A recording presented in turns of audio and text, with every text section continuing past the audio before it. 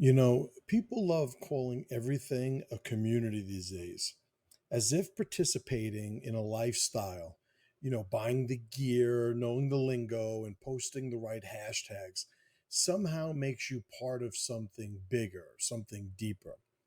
But this is the frame most men refuse to step into.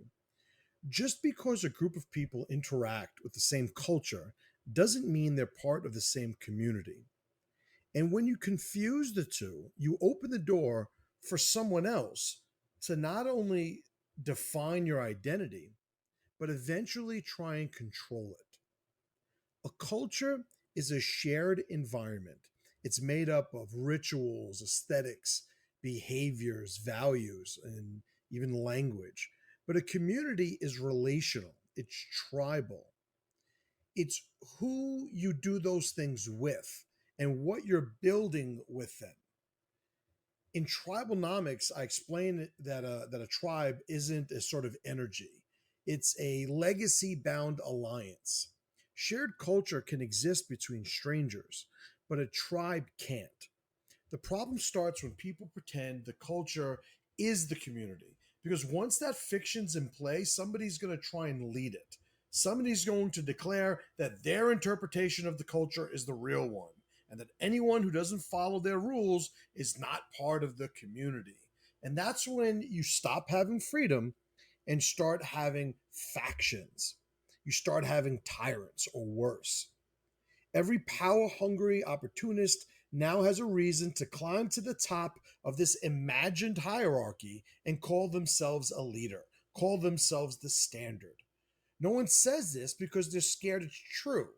Most of the people claiming to be in the community aren't building anything with you. They're not sacrificing for you. They're not protecting your family. They're not showing up when it's time to work.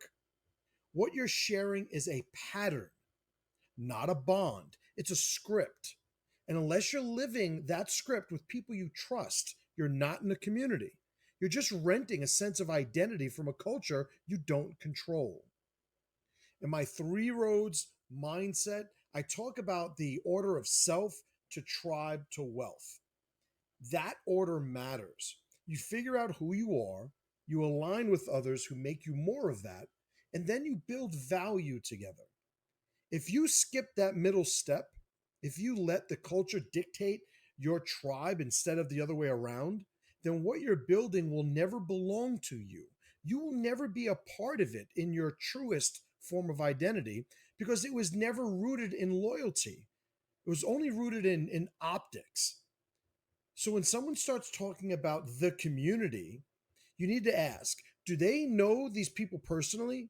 Do they build with them? Do they protect them? If not, then what they're leading isn't a community at all. It's a narrative, it's an abstraction.